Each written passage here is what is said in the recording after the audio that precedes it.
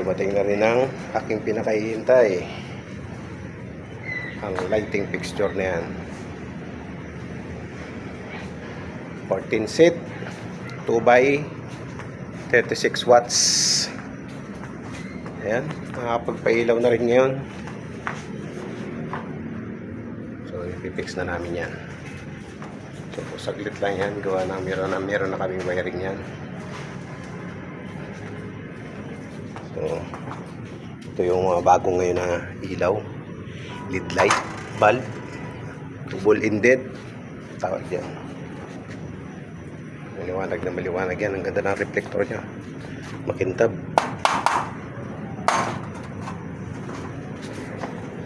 So hindi na siya tulad ng mga sinaunang mga lighting fixture na 36 watts, 40 watts fluorescent type, gumagamit pa ng balas sa starter. So yan hindi na, dahil sa mga bagong ngayon na LED light. Ayan. Ready to fix na yan. So hindi na natin yung brand kasi kati-deliver pa lang. Sahi. Ayan, Sahi 2 cities ang box. Mga bagong labas ng mga ilaw ngayon. So yun, sampa na yan. Start na. Let's go. Matapos na to. So magaan lang to. Patlip na yan dito sa gilid. Ayan.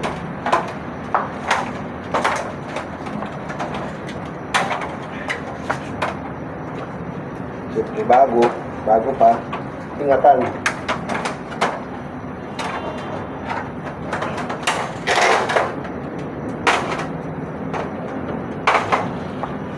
Kung mapansin nyo, direkta na yan.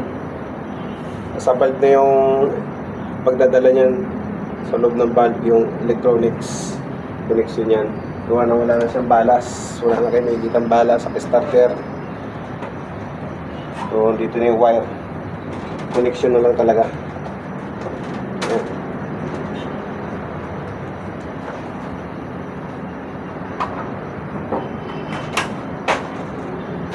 Kahit sulo ka sa kaya magaan lang.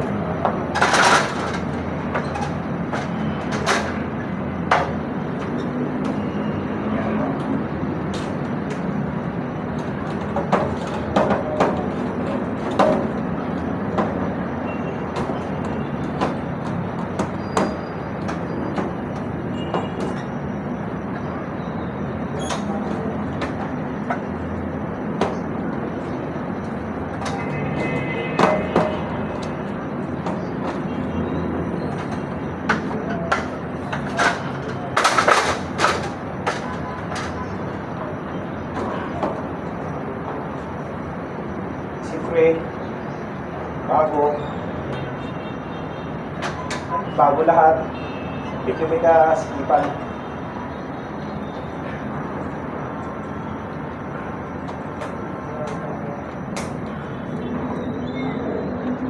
Dapat kayo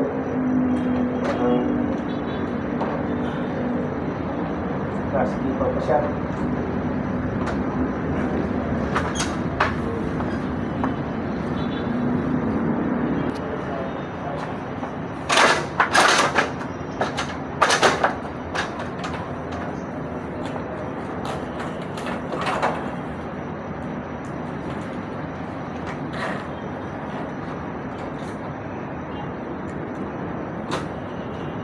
Yan o. Ganun lang siya o.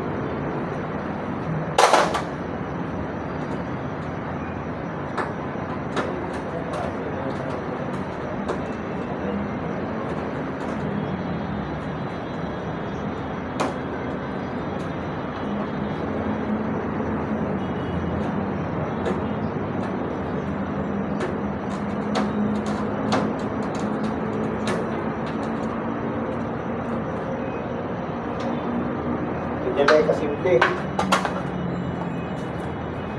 So, kapitan natin yung reflector.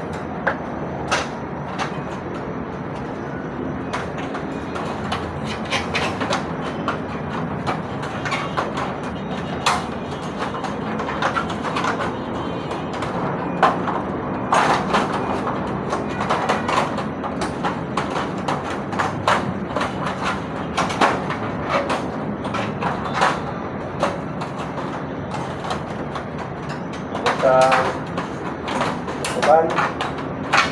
Yun.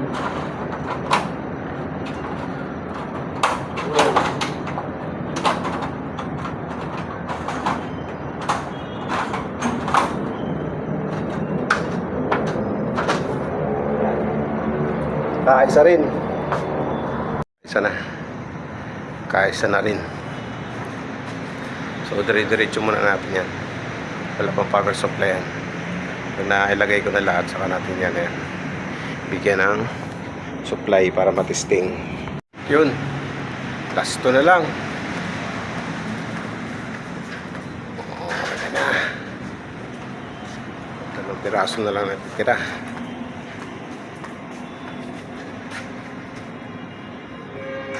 Makakapag-testing na mamaya-maya. Tapos na rin.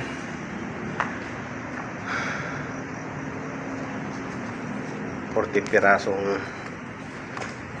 2x36 watts fluorescent fixture. So tatapon na dito sa breaker. Ayan, para makapag-testing na tayo. Naabot din ng halos 3 oras pagkabit ng mga ilaw na yan. Pagtap na ako ng isang sirkito. Bali kasi itong ilaw nito ay 2 sirkito. Ayan. So, itong isa hindi ko pa na-tap. So pwede natin mag-testing. Makapagpailaw na tayo ng ilang piraso dyan ng isang sirkito. 3 gang. Yung isang sirkito, isang switch lang. Yung isang sirkito, 2 switch. Testing muna natin. Hop, dito. Yun, sa gitna. So isang sirkito yan. 5 pirasong ilaw. Ayan guys. So ito pa yung hindi natin na itong 2. Tatapan natin yan. So ilaw na no. Ang hirap pag video pag ganito. Ang liit kasi nung electrical cabinet nila. Sakto lang talaga isang set na panel board. Kaya ang hirap mag So ito talagang tutok-tutok lang. Ingatan lang kasi may mga buhay na breaker.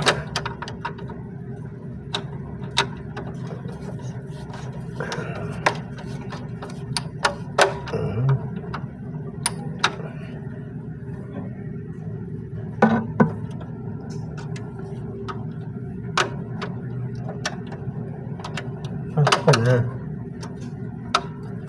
Pinapahirapan mo pa kung hindi makapasok eh.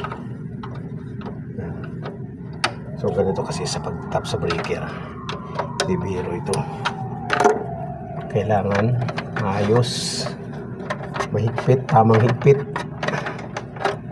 Kasi habang tumatagal, lalo lang hindi na may maintenance na maayos yearly, lumuluwag yan. Yan, lumuluwag, umiinit. Pag umiinit, so ito, pahain na natin. Dalawang sirkito. Ito sa 2 gang. 3 gang to, pero yung isang sirkito, 2 switch. Ayan, hihita natin, testing. Oh, yun. Isa. Yun, sa kabila.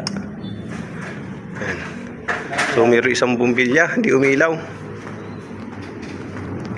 Problema, pipihitin na lang yan. Ha? Oo, pihitin lang yan. Saglit lang yan. So, yun, tapos din.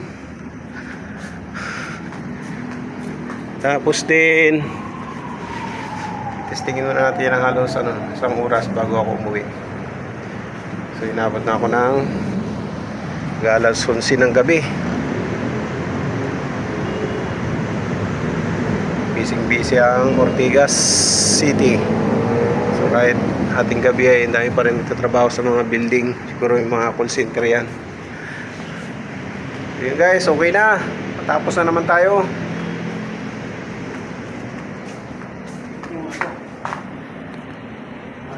Oo, pipihitin lang yan.